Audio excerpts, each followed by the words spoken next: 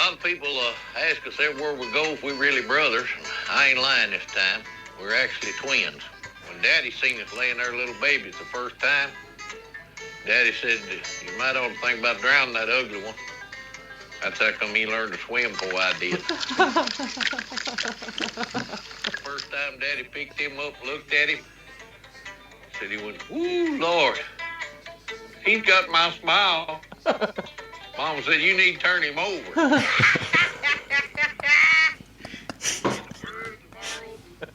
Welcome to the Mailbag Hunters.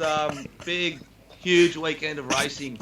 Massive weekend of racing. We're headed to Bendigo in Victoria. I don't know where we're headed in WA. I assume Ascot and probably Eagle Farm or something in Queensland. Curly, Pistol, and myself will do our best to find you a winner and maybe make you laugh. Curls, how are you? Really well, Jack. This week with all the racing washed out in Queensland, I've decided to go on somewhat of a spiritual journey of enlightenment and self-discovery by reading 2 books in 2 days, cover to cover. Well, Dallas Baker reached out, didn't he? Yeah, I've had a number of people contact me and say, "Guide me, O wise one."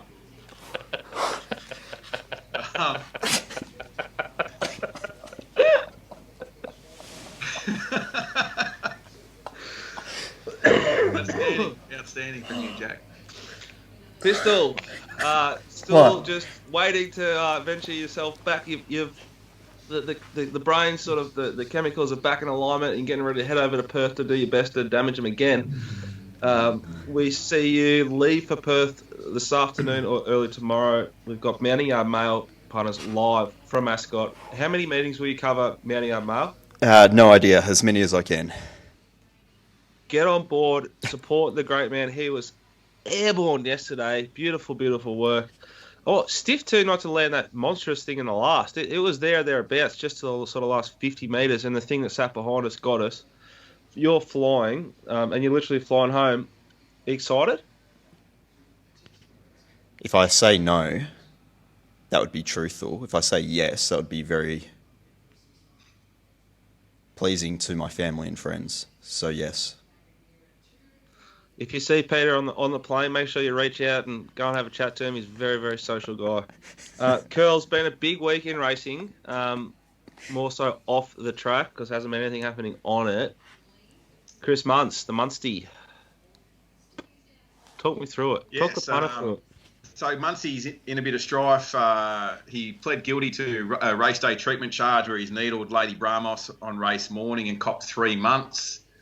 Media reports last night and this morning were that he was going to appeal the severity of that punishment, which I find kind of strange because like a pleading guilty of a breaching race day treatment rule would sort of suggest an automatic penalty, surely, like time off. I mean, obviously he wants to protect his livelihood, whatever else, and try and get it downgraded to a suspended sentence or a fine of some description. But you'd anticipate for integrity matters like this that race day treatment would be sort of like time off. I suppose essentially you'd assume he's just got nothing to lose by appealing. Well, yeah, I suppose you haven't, and that's the process in Queensland where you can appeal and continue on a stay of proceedings, and with the process in Queensland, that appeal may be heard sometime before 2025. Yeah, and it gets worse down here in Victoria with I'm not sure of his name, but it's not been a good week for stewards in Victoria, and I believe the one that's been caught, or not caught, but done something a bit outside of the regulations is the bloke who hides in trees and. Like Matty Stewart on RSN said, this is the guy that caught Smurden. So he's one of the ones who was getting his hands real dirty to keep the sport as clean as it could be kept. So could be an interesting couple of months ahead down here. Interesting one in Victoria there. Like it's kind of a technicality, but at the same time, he's, from what I understand from the reports, you're not meant to talk to other witnesses about the case, where he has been using burner phones and the like to communicate with other witnesses. I suppose it's kind of like is a technicality, but it's kind of like Gotham City. You know what I mean? Like if you play by the rules, you're never going to get them. It's got to be a bit of Batman action. Yeah, that's fair. I don't mind that analogy. I'm not going to Urban Dictionary Batman action, but I know what you're saying. Anyway, there's no point that stewards or participants or anyone else involved in the sport should think that it's all sunshines and lollipops and rainbows everywhere. In the words of our old pappy, we're just ignorant, think we're happy. Nothing seems to bother us at all. Bendigo. Saturday meeting at Bendigo. Big prize money day, Peter. Let's get through this nice and quick because I'm hurting here. That was frustrating. But that song makes me happy. Let's laugh and smile. So we're going to start with race 6, which is the Bendigo St. Ledger. 2,200 metres for the 3-year-olds. Some nice, slightly progressive ponies here. 3 that I like and I want to back, and one that I don't love, but the market did early. The first horse is Salto Angel for D. O'Brien and D. Lane. Now, D. Lane, J. Carr, and maybe John McNeil, 3 of the stronger riders there on Saturday. Some of the big boys headed to Sydney for that prize money. So there's no Pike, who dominated this same setup last weekend at Mornington. So expect a big day, or they'll be hoping for a big day, D. Lane, J. Carr, or Jai. J. Carr rides Alloway here for Mick Price and Kent Jr. And Jai rides Laquiro for Miss C. Alderson. Now, they're the 3 horses I like. They're the 3 best jockeys they're riding on Saturday. Laquiro was awful. A couple, like last start, which was a while ago at Sandown, almost a month ago behind Lofty Star, just sort of looked like it had enough. It's gone and trialled absolutely enormous. What it did at Mornington and Flemington before that failure was elite. It's only had the 3 starts. It looks the most progressive of the bunch, and I think is the main way to play this race. I think from barrier number 6, Jai can sort of do whatever he wants to do. Salto Angel's a nice horse on its day. I think Sacred Falls, I think it'll improve, or it'll enjoy the softer track, which it's likely going to see at Bendigo on Saturday. Barrier 15 is a big concern, but D Lane, should be able to overcome that on a decent pony. And then there's Alloway, it ran second to Laquiro at $9 with Zara on it at Flemington. Then it's gone to Hobart. Now it's back here. I think this horse is going to get a good run from barrier 9 with J. Carr. It's shown some tactical speed, probably more tactical speed than the other 2, so I expect it sits closer in run than those 2. And I want to build a position around it as well, focusing on Aloha and Laquiro, something small, Salto Angel at the big price. I think Beltoro's a horse with some ability, but Jack Hill from barrier 14, it's been up a little while. I'm happy to sort of risk at this point in time. And the other horse, which I found really interesting, was this Princess Reigns, number 12. Don't know if I said that right. I probably didn't. Will Price rides for P. Moody. This beat knocked off and was well back to do so. Salto Angel at Ballarat recently. Very lightly raced, hard to gauge, open short, slightly drifted already. I reckon it's going to find its right price soon. Be fascinating what the market does with it on Saturday. Outside of that, if you got any questions, Curls or Pete, it's a very interesting race, and there's plenty of horses you could talk about here. Yes, I'll have a question regarding Marchie Brave. Probably more so around his trainer. Goes all right. Julius, the Doctor Sandow, was it Julius the Doctor Irving, wasn't it? He has a lifetime positive ROI.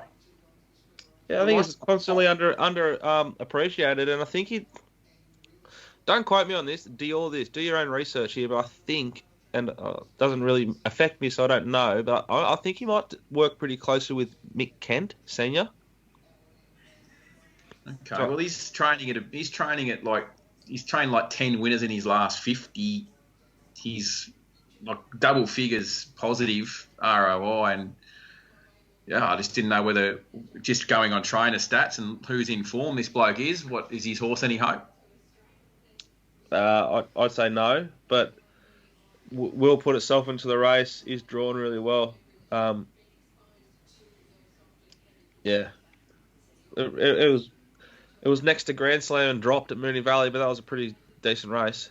Well, that was the Cafe Tortonis, and the horse we will not mention was in that race. You know, some of the more talented stayers in this state. Obviously, it wasn't the elite stayers. Dennis Pagan's horse didn't run, but apart from that, some of our better stayers were here. Dennis's horses, are they in work during the footy season while he's coaching? Or he actually came to Sandown and had a horse, and he sat like a metre in front of us, but we're not allowed to go down and watch them parade. That is, of course, Peter. What would make you be allowed as a member of the public, a punter, a funder, to go down and watch the horses parade on the other side? Do you mean like if you're an owner? I think there was two old blokes who just got free passes because they noticed they came up.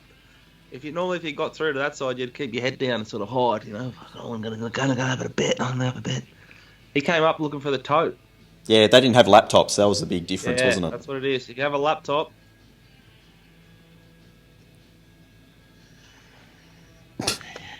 You're one of them. Anyway, only one more to go there at Sandown where they hurt us like cattle. Anything else in this race, Peter? No, not at all. I'm more interested in race 8, the Golden Mile. So am I, actually. I've done a little bit of work on this race. Will you kick us off? No, you go. I'll ask the question. It's, Queensland's favourite horse was going down there. Well, the Candy Man. I like. Sorry, second. But Queensland's favourite horse was the Harrovian. Was Queensland's favourite 2 weeks ago. This week it's the Candy Man. For Queenslanders, very parochial. They cheer any horse that goes south of the border. What about the avocado? Well, just because of the connections of the avocado, it's not Queensland's favourite horse. I think most people probably don't mind the horse. Just the blokes that are in it, they probably don't like.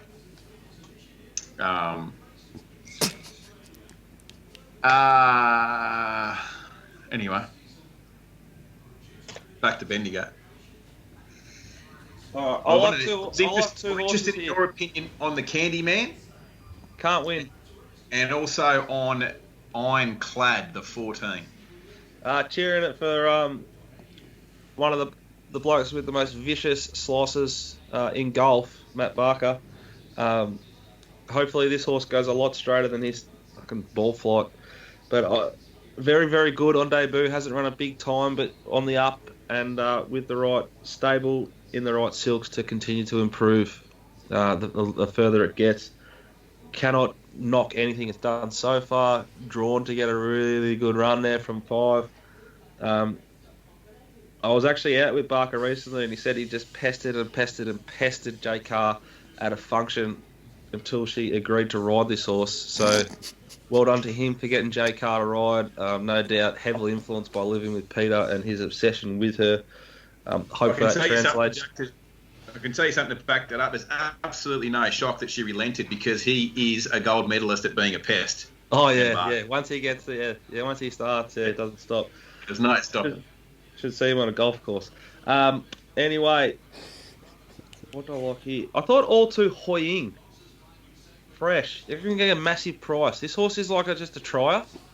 In a race full of numbers, I think they're going to get a huge price. It'll drift. And I thought High Stranger, the 13, at top, goes well this track. Beautiful little barrier. Can just be right near Ironclad. And the other thing I half liked was Platoon wondering what Pete thought about it. I thought the race was really, really tricky and a shitty race to bet into, but it's obviously the big race on the card, so we're going to talk about it. What about the mat with Hyung? Does it go across, like, does Kenya find the fence first and it go across with, or what's the setup? I think Ciurleo Image kicks up, so there's good speed here. So Kenya and all two Hyung have to use a bit of petrol, but I think Kenya has to go forward. It is with a new yard, so there's a little bit of, like, if it doesn't go forward, you wouldn't be shocked, but I think it does, and he just comes across with it. I see the Kyneton nose band's off Kenya because it's running at Bendigo. So.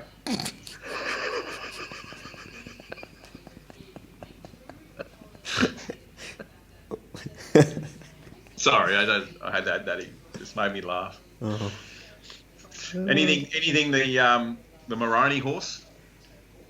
What's it called? English King coming here. Fascinated, and we will have mounting up mail for each and every race at Bendigo from our teammate, our man Jackson Oldham will be filling in for us. My prices, his yard will be on the phone for each and every race, giving you the betting advice, but he'll be doing the yard himself. He spent every meeting I've been back since COVID next to me. Really excited for him on Saturday, and that's one of the bigger horses to focus on, isn't it? Because I saw a little article somewhere or a tweet sort of referencing Russian Camelot and this horse. If it looks like Russian Camelot, it'll be a bet, obviously. Yeah, there's a few key gear changes amongst a few of these too. Yeah, well, big prize money day, you know. Yeah. Isn't that why this is such a weird race? It's a mile. Like, and there's how many stays in this race? I mean, yeah, that's why I think you can sort of focus on the high strangers of the race. Like, you look through the race, and you kind of assume it's about a 2,500 metre race. Like when you look at all the horses in it. So I think there's a huge opportunity for something outside the market to win this race. I think it sets up like a Pistol delight, this race, because Pistol dropped a little pearl last week that he likes a stayer resuming that has trialled well. Yeah, he does.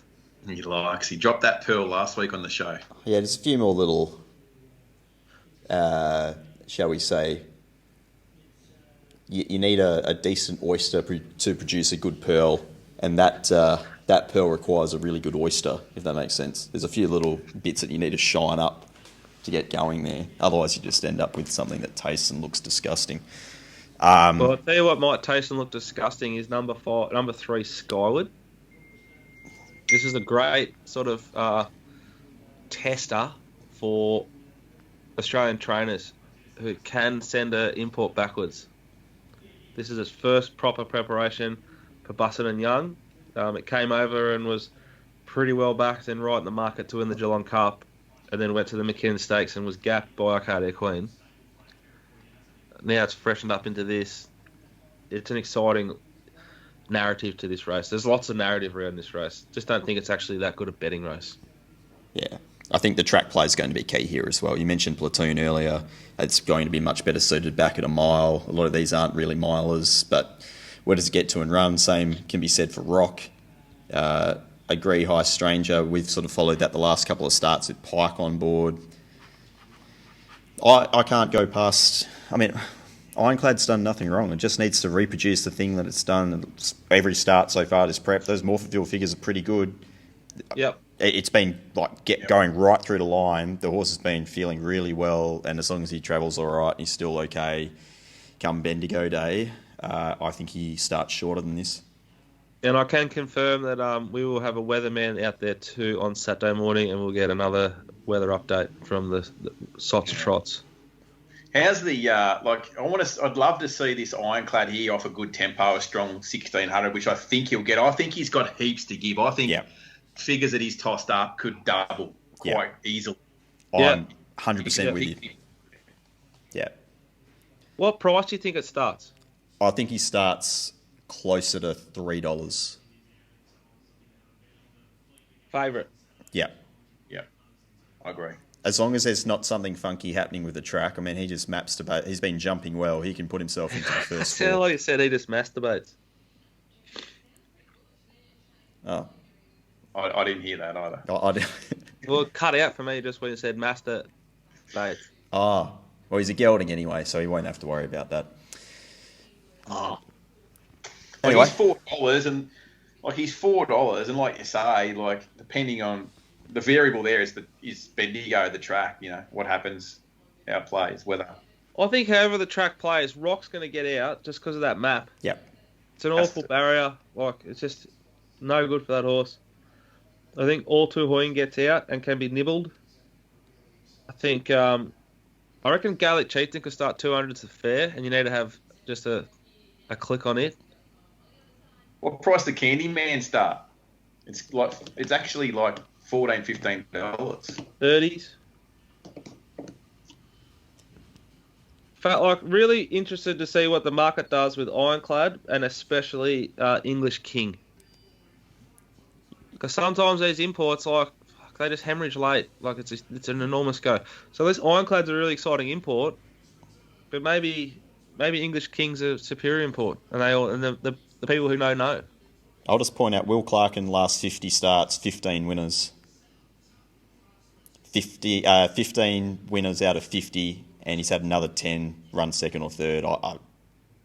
And he does train a lot of winners, a good strike rate of winners in Victoria too. It's not just like a SA thing, that. Exactly. I think the market's going to come for that thing. Yeah. Anyway. You best take $4 now, I suppose. Just pause. Just hit pause, can you? Hang on. First time Daddy picked him up, looked at him, said he went, "Ooh, Lord, he's got my smile." Mama said, "You need to turn him over." In the words of our old pappy, we're just ignorant and think we're happy. Nothing seems to bother us at all. We seldom never worry, we're never in a hurry. In the words of our old pappy, we're just ignorant and think we're happy. Sweet, Kels. Thanks. Yep. I've had my. Anything else we should talk about? We want to talk about anything in Queensland or WA? Oh, we could probably just move to Queensland as quickly. Yep, let's do it. Well, just while we're travelling, I'll play a little bit of music for us to listen to on the drive up, if you like. Yeah. Here we go. Can you hear this? Yeah.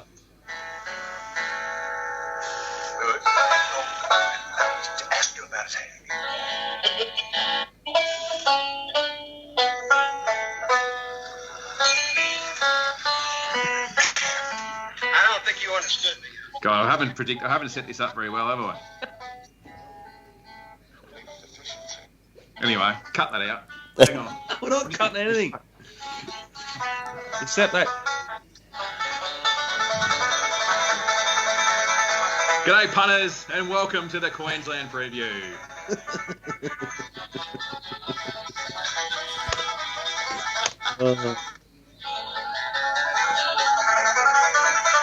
Doomben racing this week on the Metropolitan meeting on the card.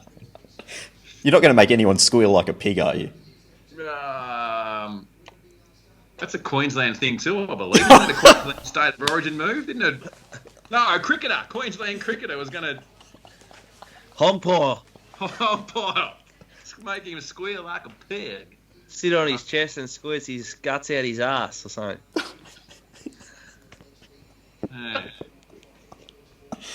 That's why we I find it too. Metropolitan Racing Doomben this Saturday in Queensland.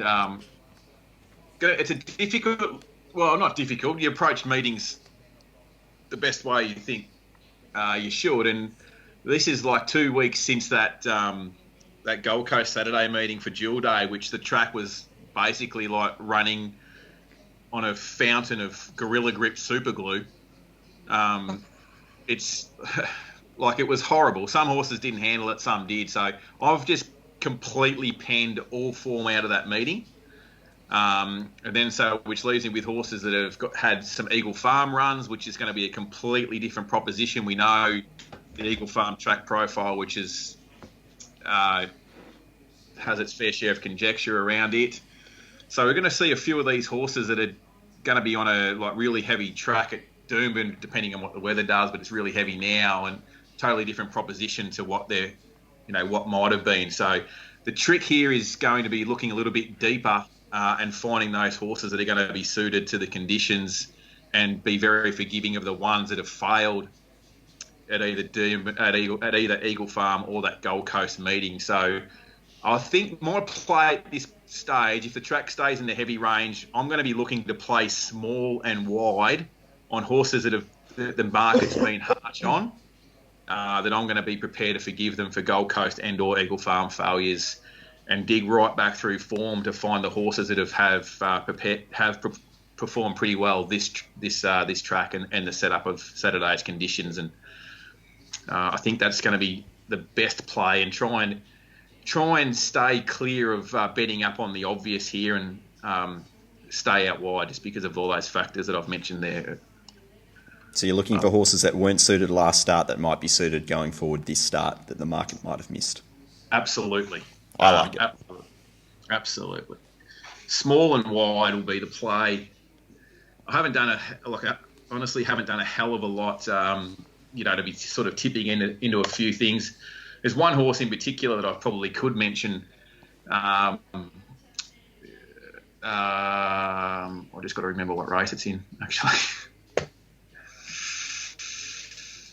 Have a look here. Sorry about this. I was going to say, thinking music. Ding, ding, ding, ding, ding, ding, ding.